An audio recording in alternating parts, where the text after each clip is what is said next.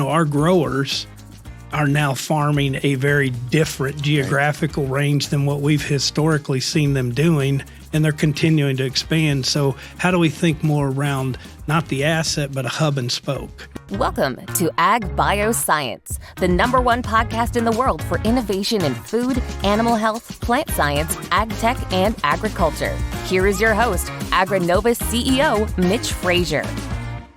Welcome back to Agbioscience. With 2.4 million ag jobs to fill every year in U.S. agriculture, and an unemployment rate that still remains below 5%, leaders in Agbioscience and farmers are facing a challenge. Like the rest of the economy, they're in a battle for talent. One unique ally in agriculture is the cooperative system, a collective buying group and service provider network that's serving American farmers and has evolved from what it was to what it is. One of the leaders leading that evolution, who has led the evolution, joins us now. Welcome, Phil Brewer, Vice President of Strategy at Keystone Cooperative. Phil, it's a delight to have you on Agbioscience. It's great to be here, Mitch, and looking forward to the conversation. Phil, you have spent a career in the cooperative system, working with farmers all across the Midwest. Keystone's grown to really a juggernaut in terms of the cooperative system. I think the great place for us to start, though, is let's level set. As you're working with farmers across Kentucky, Indiana, Michigan, here in the Midwest, heading into the planting season, what's on the minds of farmers? What's the current health of the American farmer? Yeah, and I've thought about that, and we've had a lot of conversations internally, and obviously I'll regionalize it to the area that we've talked about. So going into last year's harvest, there was probably a very different feel than where we are today. And I would preference that to say through the mid-February timeframe. So I would say it and sum it up as cautiously optimistic and healthier than we had anticipated. The optimistic part of that is you go back to that harvest time, we've seen up to a 25% increase in corn pricing. We've seen the reconciliation payments come through with the government that have supported farm income or to be soon to be coming. And then we in our area had a really good crop. The cautious part of that's really relevant as we move into and through spring is we need to get a farm bill done. Right. There's, when you look at trying to operate a business on a 1-year continuation or less than 1 year continuation, it's very hard to make the right investments and decisions in those big businesses, certainly as it relates to the federal farm insurance program. And then another area that's really big on our minds is this trade and how and what impact that's going to have as we head into the spring. Certainly trade tariffs, but also exports, which change trade flows.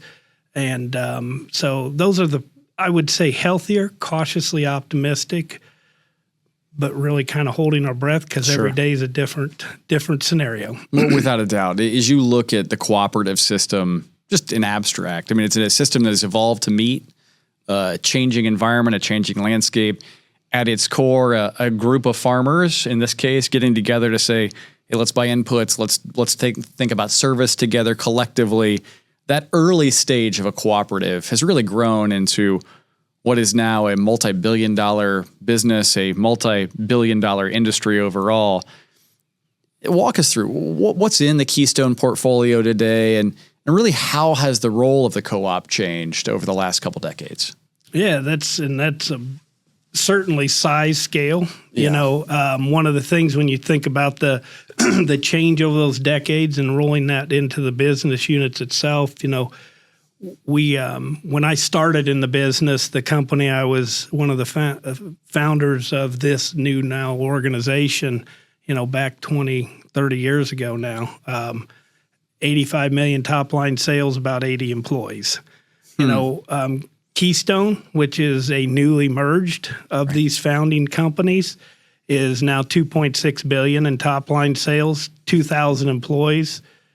Just recently celebrating our 1 year mark of that new entity. Congrats. And I would give a real strong shout out to the employees. It's been we moved a lot of cheese, so to speak, right? And they have been resilient. They're passionate. They're engaged. Have we had our challenges? Absolutely. But man, they pulled through, came through, and we had a really good year. And we're starting into another great year. But, again, as far as the business units goes, we have our our energy division, which represents about 30% of that $2.6 billion. Refined fuels and propane.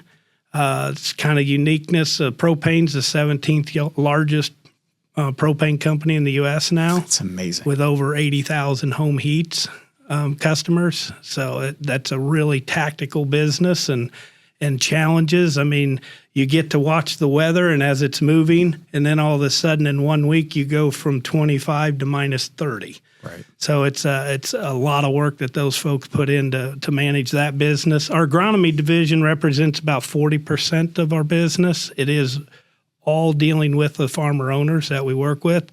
We have crops or crop nutrients, crop protection, seed, and then a growing space for us is the services side, especially as technology is integrated and evolving in the business.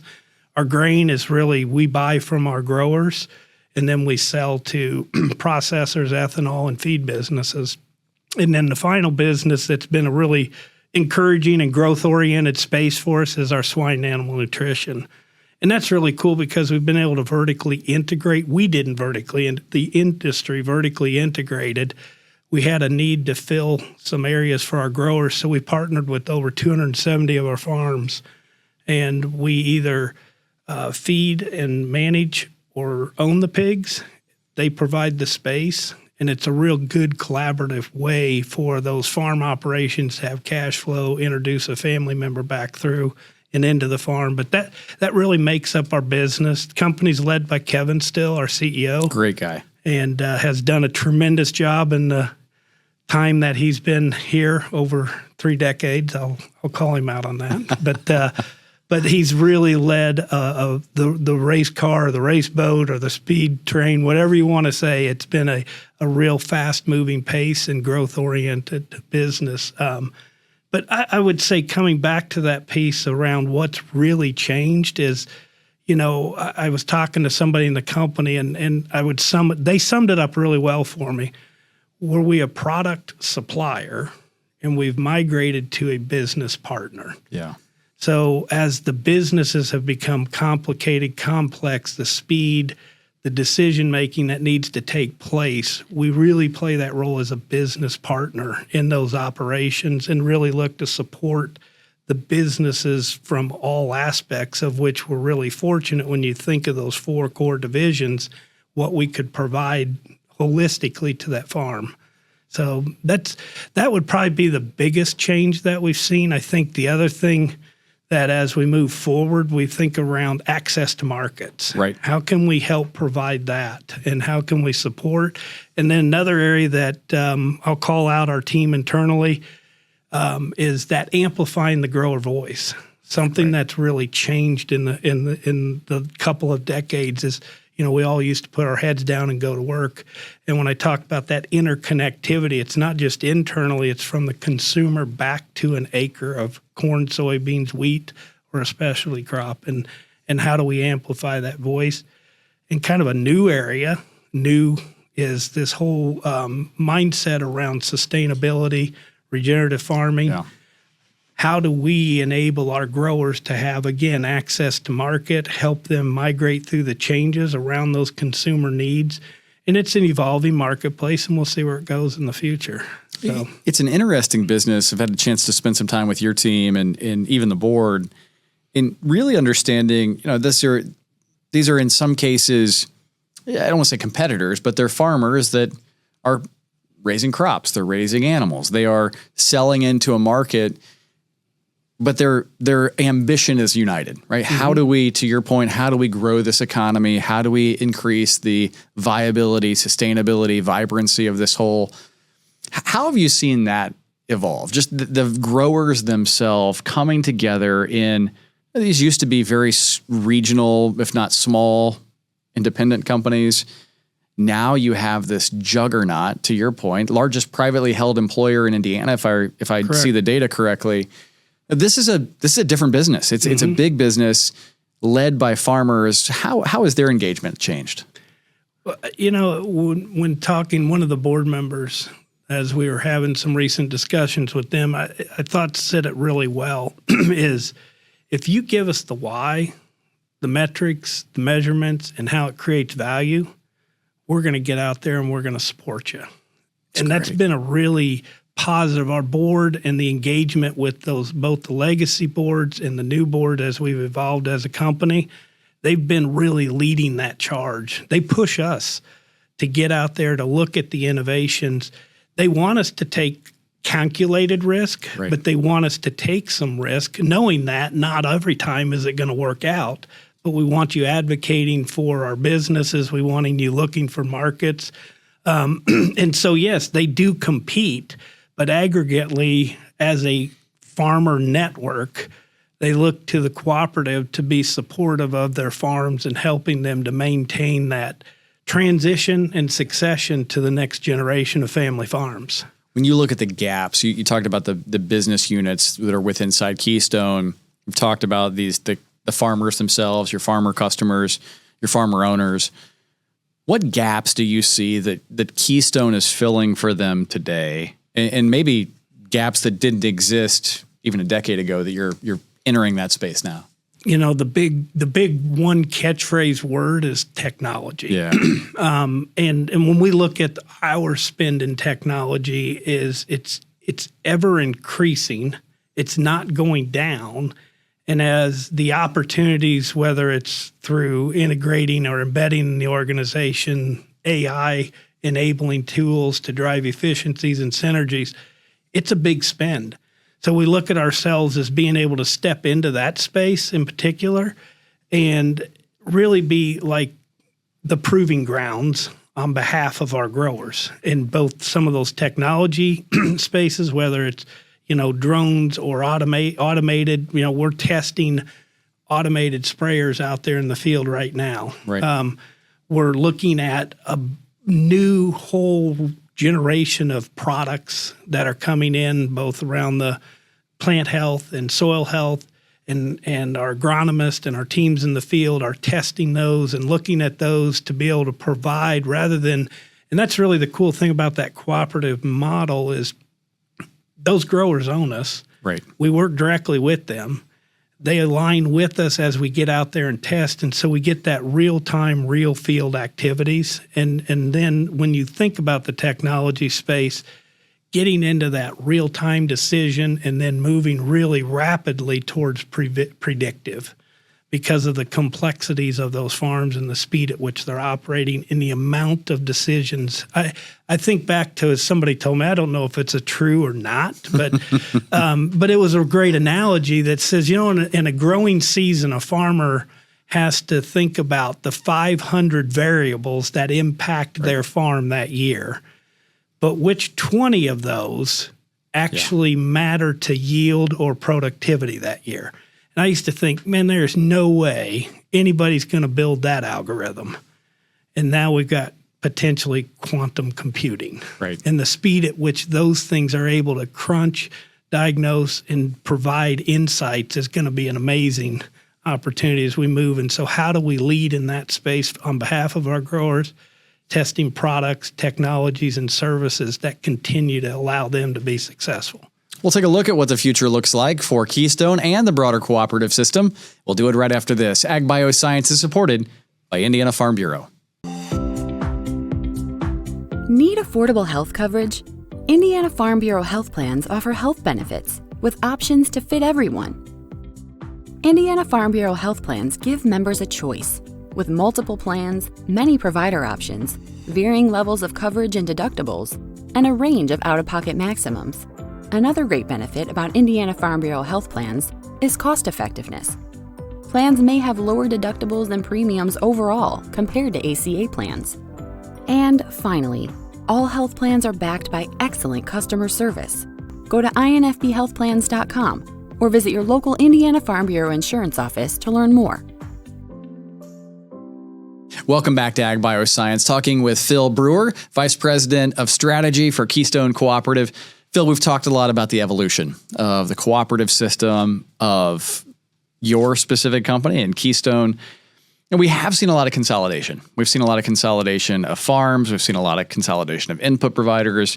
You yourself, Keystone, is a benefactor of consolidation. And just a year ago, bringing these companies together, is you look at all this consolidation, there's lots of turbulence that gets created around it, but there's also a lot of opportunity that gets created around it.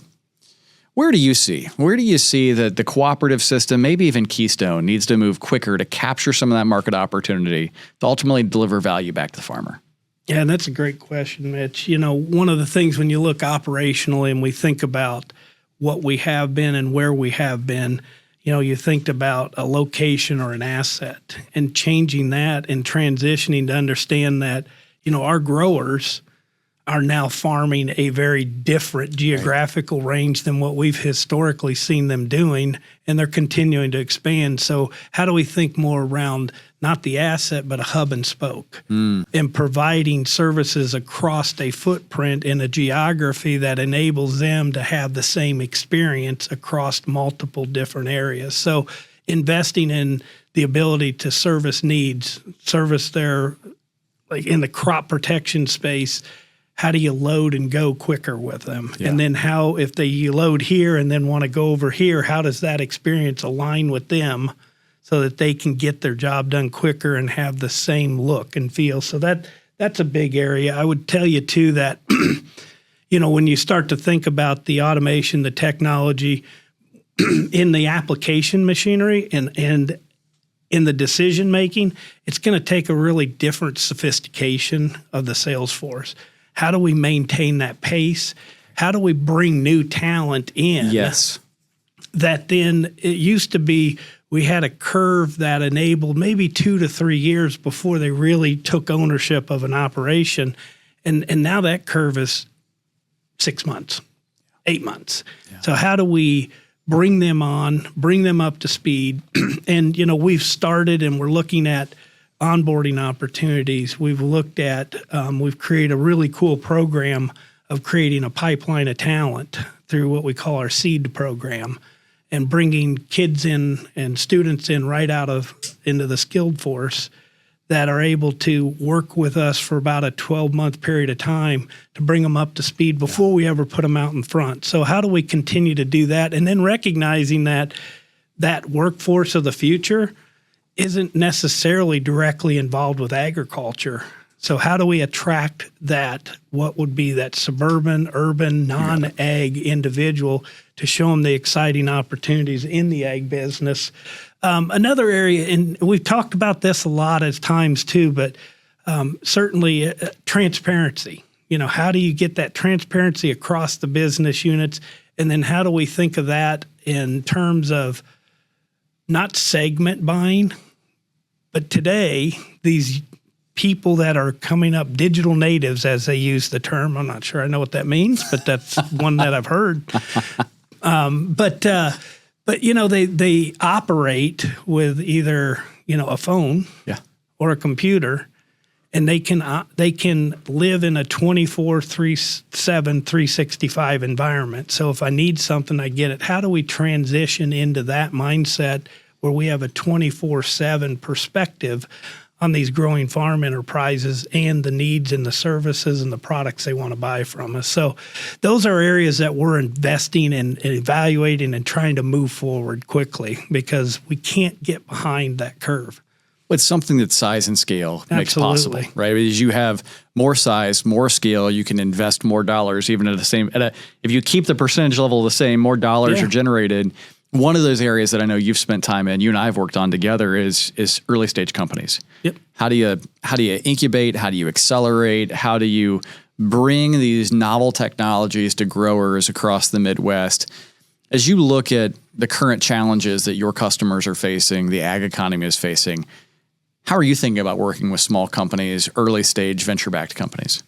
And so, you know, that has the point that you brought up that's really key is that was another reason that we looked and saw the need to merge and to continue to grow.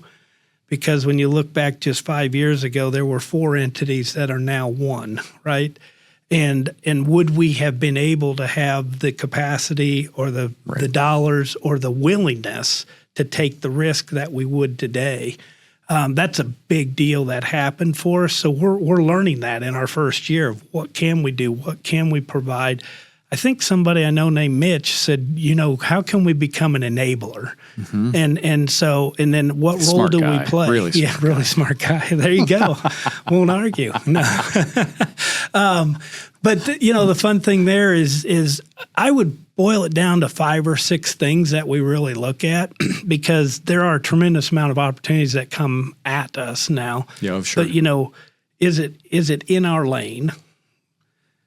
Another important thing is because of the size and the needs that we have, is it scalable? Mm-hmm. A third one is it a problem worth solving or a solution looking for a problem? Really smart. And then we think about it in terms of when you think about those founders in those business, do we believe in what they're telling us? And having trust in that founder to be able to execute. Does it diversify or vertically integrate or drive efficiencies in our business? And really the last one and probably the most critical is, does it matter to our member owners or does it create value to our member owners? And so those would be kind of just a pretty broad painted brush, a lot of detail embedded in that, but that's really kind of how we're looking at that. But I think the key is our ability and our risk appetite to step in, whether it's VC, scale up, startup, in those spaces is we're kind of dabbling in each of those now, where maybe before it would have been scale up or we're just a customer of a new startup, right?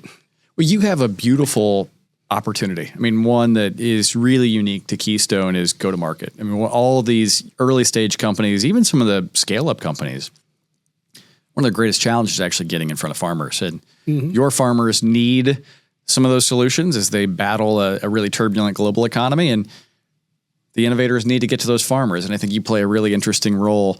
Time for one more question as we think about this is, as you go to Kevin, you go to the exec team, you go to your board, what are the measures? I think understanding the measures in which you use to guide your focus on these early stage companies could be really helpful for those entrepreneurs listening, thinking of, gosh, how do I work with Keystone? Let's flip the whole thing around. What are your measures of success for these early stage companies? Yeah, and I'm going to jump on a little thin ice here because we have some other folks that spend a lot more time in really that measurement and looking at. But broadly stating is, does it do what they say it's going to do? And so that's kind of a broad statement, but we know that there's market forces that will change. We understand that we make assumptions and the timelines change, but are they really progressing? And is it doing what they stated it was going to do? And do they have a team in place to actually execute it? And then does it create a value for and an opportunity that has profitability and growth at the end of the day? Yes. And I know that's maybe a little bit broad, but it's really thinking through: do you trust them? Can they execute? Do they have the capacity to scale? And then do they have a runway that's realistic? And then when we think back through is, again, I think the big thing is one of the companies that we're working with in grain right now, I think the beautiful way that they approached it was, instead of having a mindset of, we have an idea and we think we can solve this, go build it. They spent over 18 months interviewing farmers, grain elevators, and people that would actually potentially use this to capture insights that they may not have assumed appropriately. What's that been able to do? It's been able to then build a product that was readily accepted. And when we, as a leadership, were maybe looking at it and saying, I don't know if this is it. But then we went out and put it in front of our originators, and they're like, I need that yesterday. That's great. That was a brilliant way to think about how to bring a product online. It takes a little bit of time. It has a little bit of investment. but it sped them to adoption and ability to scale much quicker. It's something that you and your team can uniquely do back to size and scale. Yep, absolutely. Phil Brewer, Vice President of Strategy at Keystone Cooperative. Phil, just a delight to have you with us. Thanks for joining us. Thank you, Mitch, and I enjoy it. Thank you for joining us on Ag Bioscience. You can always get the latest Ag Bioscience news and insights from discussions just like this by subscribing wherever you get your podcast. And while there, don't forget, check us out online at agrinovusindiana.com. On behalf of the entire AgriNovus team, I'm Mitch Frazier, saying thanks for joining us. We look forward to seeing you real soon. Ag Bioscience is a podcast by AgriNovus Indiana, hosted by Mitch Frazier, produced by Kayla Chittister and Fabian Rodriguez, photography and design by Kaylee Kerr. If you like today's episode, subscribe, rate, and review so we can bring you more conversations just like this. Get all episodes of Ag Bioscience at agrinovusindiana.com.